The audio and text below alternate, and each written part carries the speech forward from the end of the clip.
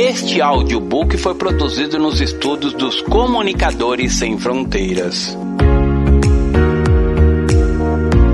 O Caminho da Verdade. Autor, Pastor Márcio Valadão. Uma publicação da Igreja Batista da Lagoinha, primeira edição, a maio de 2011. Introdução. Lembra-te, pois, de onde caíste, arrepende-te e volta à prática das primeiras obras. Apocalipse capítulo 2, verso 5.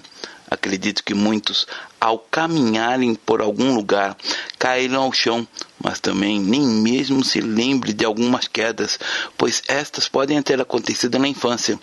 Caminhos e quedas. Ao pensar nisso, o que vem à sua memória? No Evangelho de João, capítulo 14, verso 6, respondeu-lhe Jesus: Eu sou o caminho, é a verdade e a vida. Ninguém vê ao Pai senão por mim. A palavra nos fala do caminho espiritual que é Jesus. Ele é o caminho da verdade. Quando lemos esse texto de Apocalipse e buscamos contextualizá-lo para nossos dias, vemos exatamente isso. Estamos num caminho chamado Jesus, mas podemos desviar, tomar um atalho. E por isso ele diz, parafraseando: lembra-te de onde houve um desvio e volta para o caminho. Certo dia, ao sair de manhã, minha filha Mariana colocou um para-brisa do carro, um GPS, e disse: Pai, você fará essa viagem com GPS e verá como é bom. Vou colocar o nome da cidade de destino e o senhor verá que um mapa aparecerá e uma voz lhe dará as direções. Assim ela fez, e ao sair da garagem, a voz guia começou a orientar-me. A 100 metros, vire à esquerda. A 300 metros, na rotatória. Durante todo o percurso percebi orientações de como fazê-lo. Fui surpreendido por essa tecnologia. Porém, pelo fato de não saber usar o GPS, não tinha conhecimento de que ele deveria ser programado para a volta. Então pensei, vou deixar do jeito que está. No retorno para casa, ouvi sempre a mesma instrução, recalculando a rota. Sempre que havia um desvio, o retorno era avisado. Retorno a 300 metros. Quando passava dos 300 metros, recalculando a rota. E assim fui. Retorno a 500 metros, recalculando a rota. Até chegar à minha casa, colocar o carro na garagem e a voz que não queria calar dizia: recalculando a rota. Não sabia como programar a volta, por isso durante toda a viagem essa voz repetiu todas as informações programadas para a ida. Mas como eu não seguia o mesmo trajeto, ela sempre dizia que estava recalculando a rota. Querido, querida, a palavra do Senhor não é simplesmente um livro, ela é viva. Existe um nome que se chama Jesus Cristo, o nome que está sobre todo nome. Esse é o verdadeiro caminho que devemos seguir, e quando seguimos, somos vitoriosos em nossa caminhada. Pai, que mais uma vez, pela tua bondade e misericórdia, venha nos alimentar com a tua bendita palavra, que ela nos console, nos exorte, nos edifique, traga salvação e reconciliações.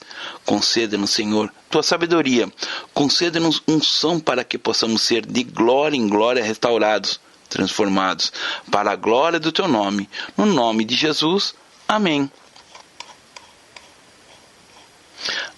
O caminho a ser seguido. Em Atos, capítulo 9, versículos 1 a 2, encontramos um título peculiar dado aos crentes da parte de Paulo.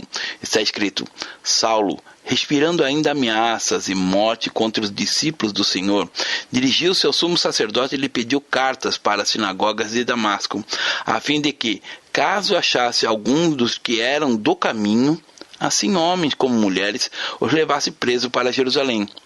Os primeiros cristãos eram conhecidos como os do caminho, e Saulo alimentava em seu coração ódio religioso por eles.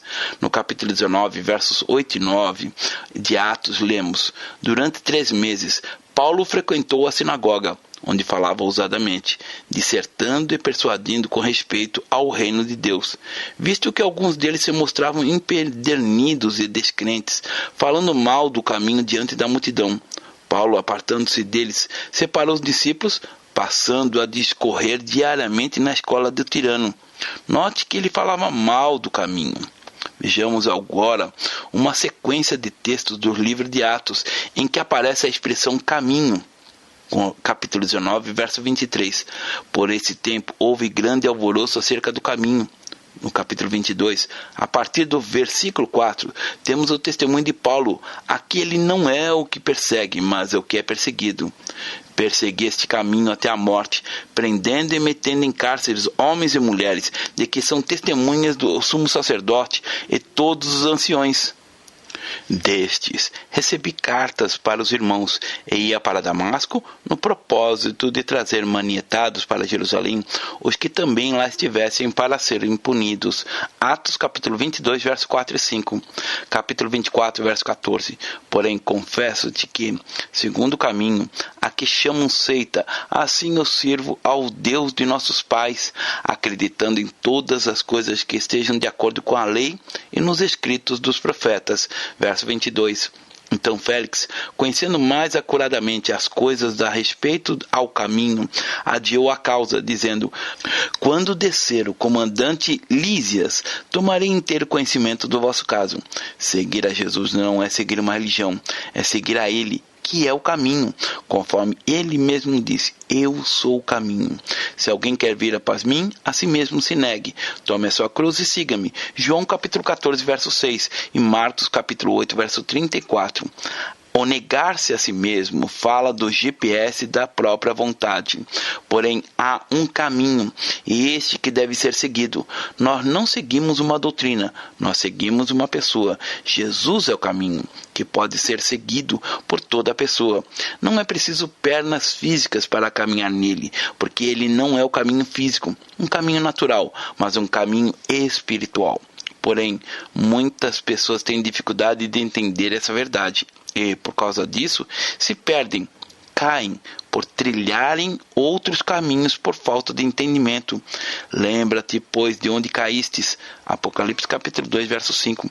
Se essa é a sua realidade, neste momento, traga à memória o que fez cair e volte. Volte para o caminho. A nossa fé permite retornos, ela nos dá oportunidades para voltarmos. A cruz é um marco inicial na vida do cristão.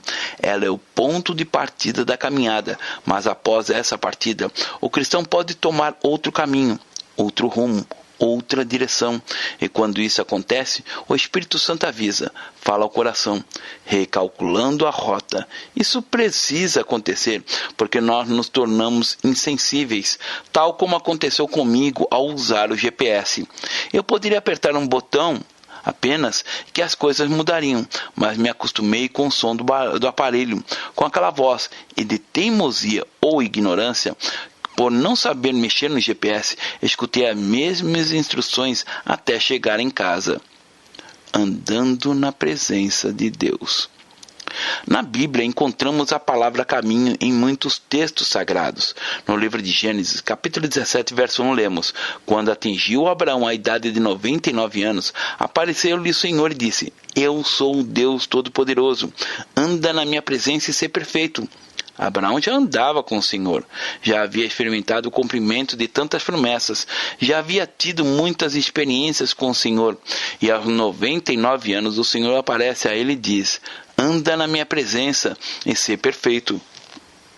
O que Deus falou a Abraão? Ele continua dizendo a todos nós, para andarmos na presença dele, e aquele que escolhe obedecer ao Senhor será perfeito. É isso que a palavra diz. E o que é perfeito é ser completo. Na carta de Efésios, capítulo 4, versículos 11 e 12, está escrito que Deus concedeu apóstolos, profetas, pastores e mestres com vistas ao aperfeiçoamento dos santos para a obra do ministério. Obra do ministério não é para ser realizada apenas pelos pastores. Obra do ministério é para ser realizada por todos os salvos, para aqueles que andam na presença do Senhor.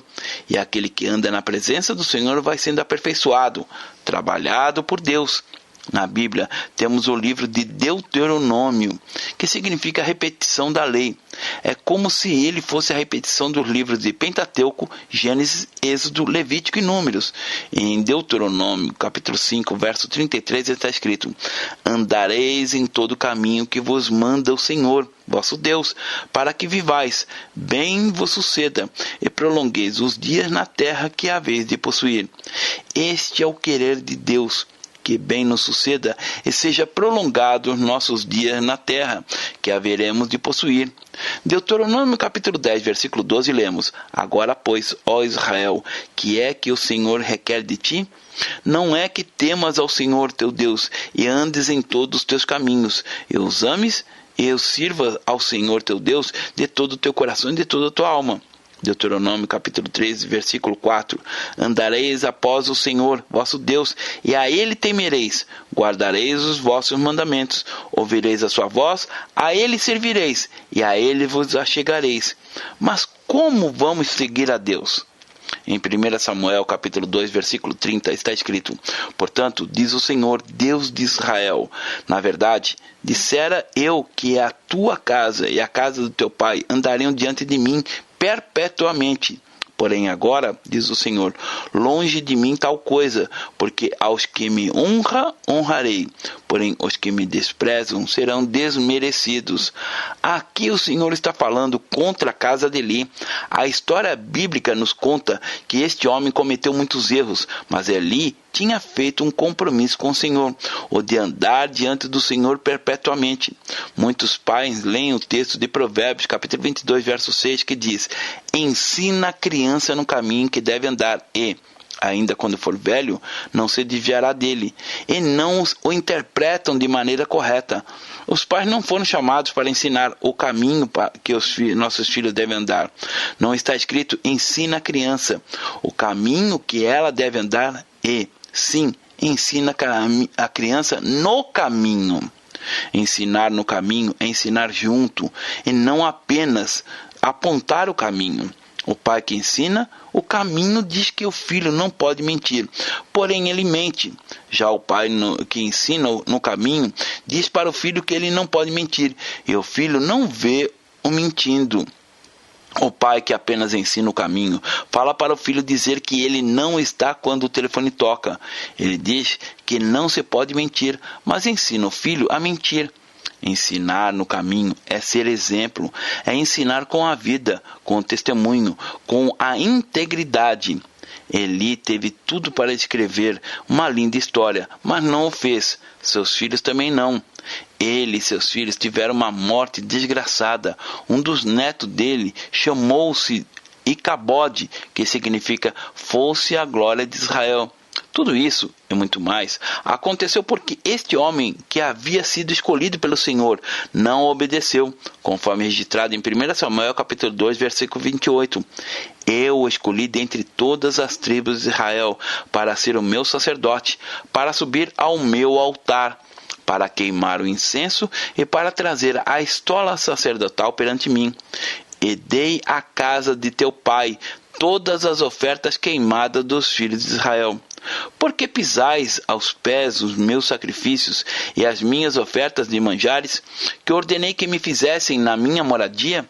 Deus mandou que um profeta advertisse Eli sobre a desonra de Eli contra Deus, mas ele não obedeceu. Veja o que Deus pergunta a Eli no capítulo 2 de 1 Samuel, verso 29. E tu, por que honras a teus filhos mais do que a mim? Porque tu e eles vos envergonhardes das melhores de todas as ofertas do meu povo de Israel? Ele honrou o que não deveria ser honrado e desprezou o que deveria ser honrado. Ele honrou seus filhos que pecaram contra Deus. Uma promessa foi feita a Davi, que se estendeu a Salomão. Porém, o trono de Israel muitas vezes esteve vazio por conta de pessoas pervertidas. Do ajuntamento de reis às mulheres idólatras.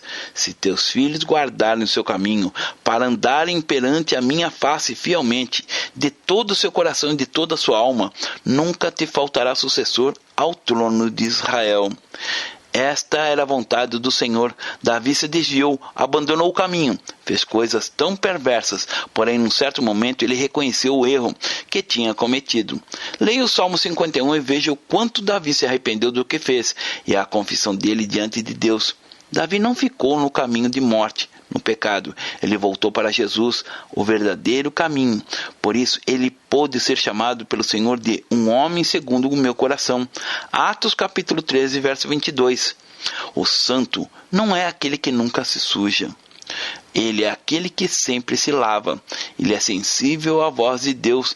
Tem a compreensão da volta, do retorno, de recalcular a rota. Em 1 Reis, capítulo 6, versículos 11 a 13, lemos: Então veio a palavra do Senhor a Salomão, dizendo: Quanto a esta casa que tu edificas, se andares nos meus estatutos, executares os meus juízos, e guardares todos os meus mandamentos, andando neles, cumprireis para contigo a minha palavra, a qual falei a Davi teu pai, e habitarei no meio dos filhos de Israel, e não desampararei o seu povo. Se o povo, assim como o rei Salomão, andasse no caminho, se não tomasse desvios, atalhos, desfrutando do melhor de Deus, eu habitarei no meio dos filhos de Israel, não desampararei o meu povo. Que promessa gloriosa! Em 1 Reis, capítulo 8, verso 36, Salomão orou a Deus dizendo assim: Ouve tu nos céus, perdoa o pecado dos teus servos e do teu povo de Israel, ensinando-lhes o bom caminho, em que andem, e dá chuva na tua terra, que destes em herança ao teu povo. Algumas pessoas pensam que o bom caminho é o do mundo, que neles há liberdade e se pode fazer tudo o que quer. Mas isso é por engano, mentira. A verdadeira liberdade só é encontrada em Jesus Cristo. Os vícios, a libertinagem, a mentira, a ganância, a religião, tudo o que é oferecido pelo mundo apenas aprisiona as pessoas e as matam. Porém, a escolha é nossa, a falsa liberdade ou Cristo Jesus, que verdadeiramente liberta. Se, pois, o Filho vos libertar, verdadeiramente sereis livres. João capítulo 8, verso 36. Andai no temor do Senhor. No livro de Neemias está escrito que, então, se calaram e não acharam o que responder. Disse mais: não é bom o que fazeis, porventura não desvieis andar no temor do nosso Deus, por causa do opróbrio dos gentios, os nossos inimigos? Neemias capítulo 5, verso 9. O temor do Senhor não tem nada a ver com sentir medo de Deus, mas sim com respeito. Ele é a consciência da presença dele, a majestade da glória de Deus, o princípio da sabedoria. O temor do Senhor é afastar-se do pecado. O Salmo 26, versículo 11, fala exatamente sobre esse caminhar. Quanto a mim, porém, ando na minha integridade. Livra-me e tem compaixão de mim. Infelizmente, muitos abandonam o caminho pelo fato de olharem para os outros. Ao invés de olharem para as pessoas que caminham retamente, fixam os olhos naqueles que se envergonham do Evangelho, que se tornam pedra de tropeço para outros nesta caminhada. Alguém disse uma frase que causa tristeza, mas que expressa uma verdade. Algumas pessoas convertem porque conhecem um crente, e algumas pessoas não se convertem porque conhecem um crente. Existem duas características distintas na vida de uma pessoa. Uma delas chamamos de reputação e a outra, caráter. Reputação é o que as pessoas pensam ou dizem a meu respeito. Caráter é o que os anjos dizem a Deus a meu respeito. É verdade que temos que ter preocupação com a nossa reputação, sim, mas o que conta é o nosso caráter. Jesus, para alguns religiosos da época, era comilão, beberrão, andava com meretrizes. A reputação dele para estes não era boa, mas Jesus não estava preocupado com o que estavam falando sobre ele. O mais importante era o que o Pai dizia a respeito dele, sobre o caráter de Jesus. Este é meu filho amado, em quem me comprazo. Mateus capítulo 3, verso 17. Este é o meu filho, eu me deleito dele. Vimos que Davi disse a Salmo 26, quanto a mim, porém, ando na minha integridade. Mas em meio às confusões no caminho, ele também disse, livra-me e tem compaixão de mim. O meu pé está firme em terreno plano. Nas congregações, bendirei o Senhor. Salmos 26, versos 11 e 12. Já no Salmo 56, versículo 13, lemos: Pois da morte me livrastes a alma. Sim, livrastes da queda os meus pés, para que eu ande na presença de Deus, na luz da vida. Muitos podem se perguntar, por que Deus fez tudo isso? Certamente não foi para ser guardado. Se Deus lhe deu um carro, você precisa abençoar pessoas, levando-as à igreja. Ele lhe concedeu livramento. Sua vida e saúde têm sido preservadas para você andar na presença dele, e não somente quando estiver na igreja. Não estamos aqui para andarmos na presença dele apenas quando milhares de irmãos estiverem ao nosso lado, mas para andarmos quando estivermos sozinhos. Nosso caráter é revelado quando ninguém está vendo, quando estamos sós, debaixo dos olhos do Senhor. Deus deseja que andemos na presença dele, na luz da vida. No verso 2 do Salmo 15 está escrito: O que vive com integridade e pratica a justiça e, de coração, fala a verdade. No Salmo 84, verso 11, temos a mesma realidade, porque o Senhor Deus é sol e escudo. O Senhor dá graças e glória. Nenhum bem sonega aos que andam retamente. O bem citado nesse versículo está relacionado a quê? Eu quero viver bem e ter o corpo saudável. Quero ter uma família saudável. Bem está relacionado ao material também. Seja a obtenção de imóvel, de um automóvel, daquilo que você tanto almeja. O Senhor nenhum bem sonega aos que andam retamente. Mas esse andar não é apenas a emoção. Ele precisa ser um estilo de vida verdadeiro. No Salmo 86, verso 11, lemos: Ensina-me, Senhor, o teu caminho, e andarei na tua verdade. Dispõe-me o coração para só temer o teu nome. Não existe nada melhor do que andar no caminho que é a verdade. E esse caminho é o próprio Jesus. Eu sou o caminho e a verdade. João 14, capítulo 14, verso 6. Uma das características mais difíceis do ser humano, principalmente o homem, é a teimosia. Não sei se você já teve a experiência de viajar com a família e andar por um caminho errado. Depois de andar muitos quilômetros, a ficha cai: estou no caminho errado. E a esposa responde: eu não te disse? O fato de não ter dado ouvidos à sua mulher fez com que você voltasse ao lugar de onde saiu para fazer o trajeto correto. Este exemplo pode ser levado para tudo na nossa vida. Quando você não souber qual a direção tomar, não tome nenhuma por impulso. Espere, Deus vai lhe mostrar o caminho certo a seguir. Peça a Ele: ensina-me, Senhor, o teu caminho, e andarei na tua verdade. A paz que o Senhor traz é o árbitro de Cristo em nossas vidas. Por isso, não tome nenhuma decisão se você não sentir paz em seu coração. Não queira sofrer as consequências de uma escolha fora dos planos de Deus. Já tive experiências ruins por conta da teimosia, e uma delas foi a compra de um carro para minha esposa Renata. Ela me disse que queria uma van pequena, mas apareceu um carro com um preço bom. Eu decidi comprá-lo. O valor do carro era atrativo, mas eu não sentia paz. Porém, desprezei o sentimento e deixei-me levar pelo preço.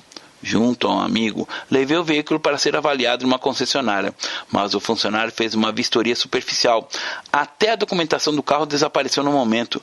Tudo isso eram sinais de Deus para que eu não realizasse a compra, mas desconsiderei tudo e teimei. Fomos ao Detran e tiramos a nova documentação em meu nome. Passado alguns dias após a compra, os problemas no carro apareceram.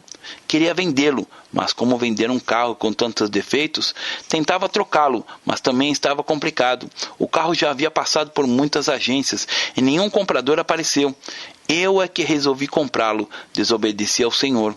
Dei o carro para uma pessoa que o vendeu por um preço qualquer. Este foi o desfecho dessa história. Eu não podia vendê-lo da maneira que estava. Para arrumá-lo, gastarei mais dinheiro. Então, para não ter esse desgaste, dei a uma pessoa que o aceitou do jeito que estava. Quando deixamos de ouvir a Deus, o resultado é sempre o pior. Mas consultar e ouvir a voz do Senhor é o melhor para nossas vidas. Tudo o que for fazer, pergunte a Deus antes, mesmo que seja a compra de algo simples, como um par de sapatos. E se sentir a verdadeira paz no coração, vá em frente. Mas se você não sentir, não compre. Caso não queira, como eu, sofrer as consequências. Ensina-me, Senhor, o teu caminho. Precisamos aprender de Deus. Toda criança, quando começa a dar seus primeiros passos, leva algumas quedas. E assim acontece com aquele que começa a trilhar nos caminhos do Senhor. Ele leva alguns tombos, mas não pode ter medo de desistir. Precisa firmar os pés e andar. Que o seu coração esteja disposto a temer somente o nome do Senhor. Que ele não tenha outro sentimento a não ser este. O Salmo 116, verso 9, está escrito: andarei na presença do Senhor na terra dos viventes. Os outros na terra dos viventes estão vendo como você anda, vendo sua família, a sua casa. Alguns dizem que quando forem para o céu andarão na presença do Senhor. Querido ou querida, no céu não tem pecado, não tem diabo, demônio, não tem a carne. É aqui, nessa terra, que você precisa andar na presença de Deus, conforme diz o Salmo 119, verso 1.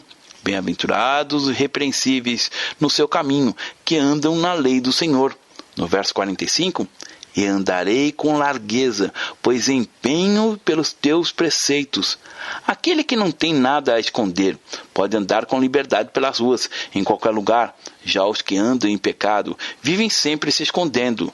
Provérbios capítulo 2, versículo 20 diz: assim andarás pelo caminho dos homens de bem e guardarás as veredas dos justos.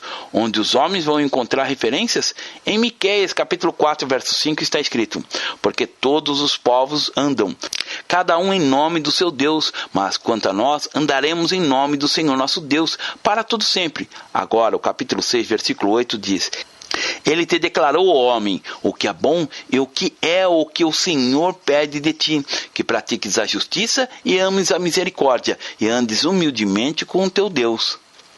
Atitude de andar. Veja o que Jesus disse em João capítulo 11, versículo 9. Respondeu Jesus: não são 12 as horas do dia? Se alguém andar de dia, não tropeça, porque vê a luz desse mundo.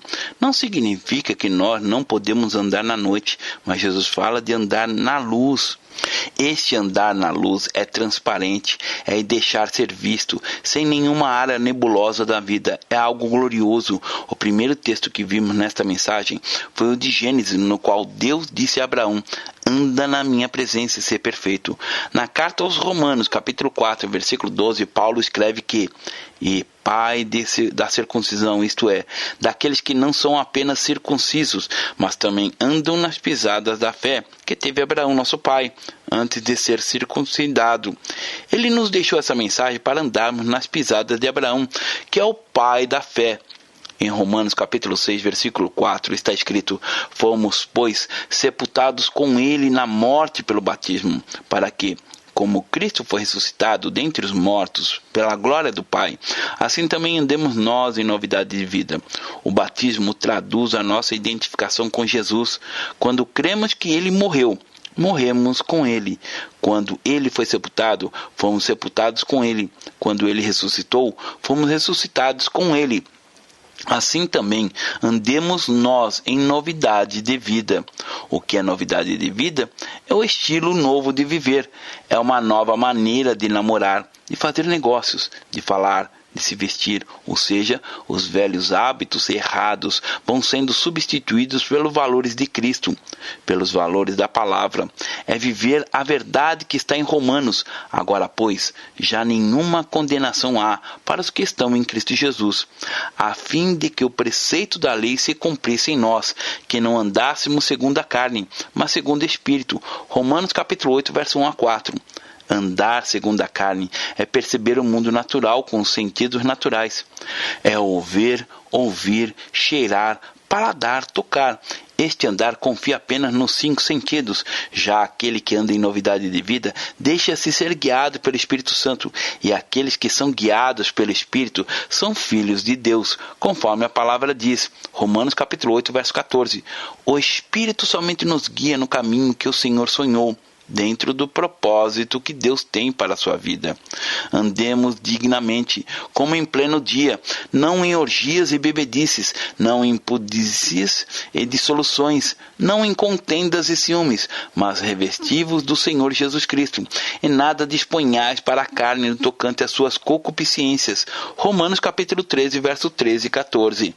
Levante a cabeça Estufe o peito, deixe o seu coração solto. Não há nada melhor do que andar assim. Se chegar em casa à noite e colocar a cabeça no travesseiro e dormir. A palavra nos diz que em 2 Coríntios capítulo 4, verso 1 e 2, para não andarmos com astúcia. Pelo que, tendo este ministério, segundo a misericórdia que nos foi feita, não desfalecemos. Pelo contrário, rejeitamos as coisas que, por vergonhosas, se ocultam, não andando com astúcia, nem adulterando a palavra de Deus. Antes, nos recomendamos à consciência de todo homem, na presença de Deus, pela manifestação da verdade.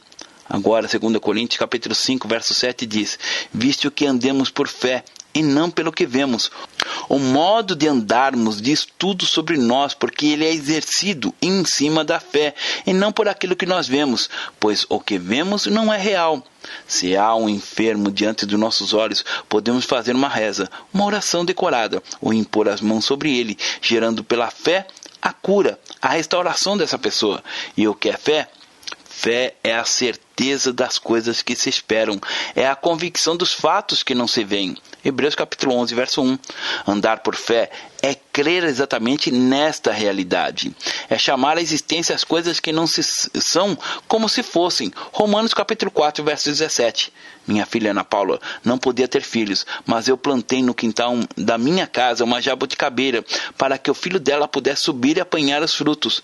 Não tinha neto ainda, mas eu plantei. Hoje ela tem 2 filhos, Isaac e Benjamin. Minha atitude foi um testemunho de fé.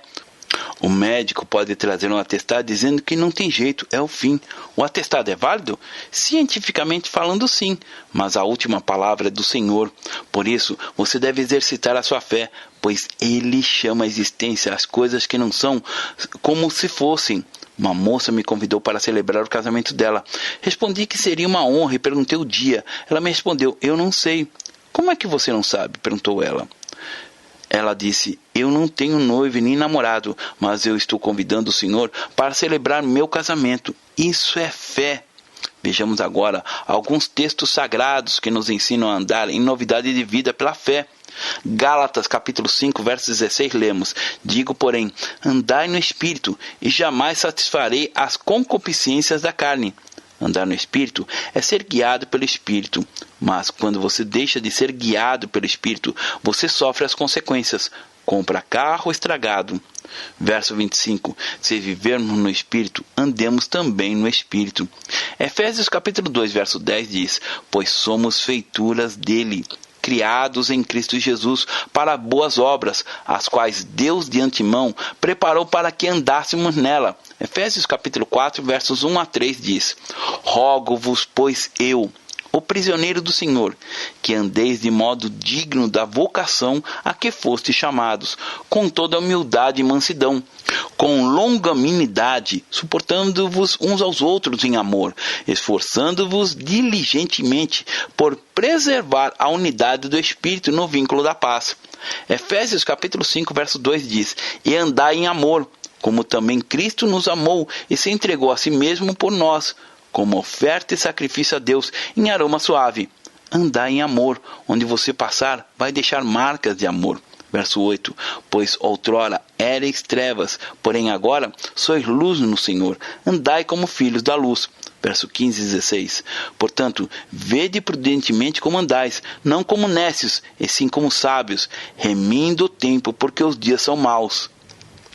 Filipenses capítulo 3, verso 16 diz, todavia, andemos de acordo com o que já alcançamos. Colossenses capítulo 1, verso 10 diz, a fim de viverdes de modo digno do Senhor, para o seu inteiro agrado, frutificando em toda boa obra e crescendo no pleno conhecimento de Deus. Colossenses capítulo 2, verso 6 diz, ora, como recebestes Cristo Jesus o Senhor, assim andai nele.